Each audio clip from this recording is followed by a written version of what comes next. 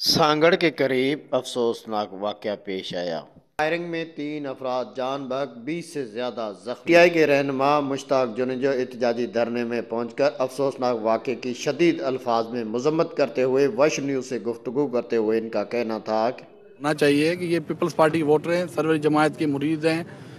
उनको अगर अपनी हुकूमत में अपने लोगों के हाथों मारा गया, उसके बाद उनके लोगों की लाशें रोडों पे पड़ी हैं और वो अभी तक 6-7 घंटे से इंतज़ार कर रहे हैं कि भाई हमारे पास कोई आए, हमें अब से बैठे, हमारा जो लीगल वे है वो उस पर जो एफआईआर है वो बनती है वो करें, और वो भी नहीं कही जा रही। अभी कोई भी इनका दादजी को नहीं आ रहा। ये लम्हे फ़िक्री है, उससे बढ़कर वो क्या हो सकता है कि सर्दी में माएँ बहनें रोड पे बैठी हों और कोई आने को तैयार ना हो।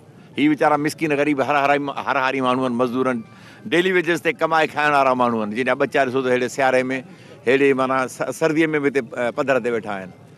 सो ख़ुदा असां हायर अथॉरिटी के chief justice supreme court, chief justice high court, DG ISI, DG rangers, DG IB, DG ISI हिन खे अपील था कयूं, कोर कमांडर सिंध के, चीफ मिनिस्टर सिंध के, आसिफ़ खे अपील था कयूं त बाबा हेड़ो को अंधेर, तुंहिंजी हुकूमत आहे, तूं मुल्क जो सदर आहीं, तुंहिंजी हुकूमत में ही सरवरी जमायत तव्हांजी पीपल्स पार्टी जो हिसो आहे, ऐं तव्हांजी पीपल्स पार्टी जे हिसे जे माण्हू सां तव्हांजी पीपल्स पार्टी जा माण्हू एॾो कहर ऐं वेदन कनि त पोइ ख़ुदा खां त कुझु ॾियो, ख़ुदा जो बि कहर नाज़ुल थींदो या कोन थींदो?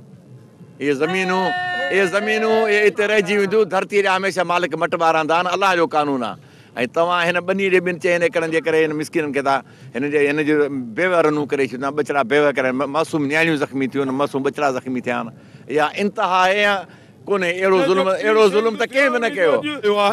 ऐं हेॾो ज़ुल्म जे पीर पगारे जी जमायत कढी आहे, जेके हिन मिसकिननि जा लाशा खणी रोड झलारायो अथऊं। हिननि सां ज़ुल्म आहे ऐं हिननि खे बेदर्दीअ सां 5 ॻोठनि 5 ॻोठनि जे कंहिं बि पेशमामा खे क़ुर ॾियो त माण्हू निमाज़ नथा पढ़ी सघनि, निमाज़ जे टाइम ते पहिरीं आहे, ऐं हेड़ो ज़ुल्म आहे, हाणे असांखां ज़ुल्म बर्दाश्त नथो थिए। ये थे यहाँ प्रेस क्लब के सामने एहतजाज कर रहे थे, जिनके आज तकरीबन पिछले 8 घंटों से यहाँ एहतजाज कर रहे हैं, लेकिन ताहाल ना तो ज़िला इंतज़ामिया आया है, ना ही कोई इन्हें इंसाफ देने के लिए यहाँ पहुँचा है। ये यहाँ एहतजाज कर रहे थे। इनका ये कहना था कि जितने भी जवाबदार हैं उन्हें गिरफ्तार किया जाए, उनके खिलाफ FIR दाखिल की जाए। सागर दीन मोहम्मद बलोच, वॉइस न्यूज़, सांगड़।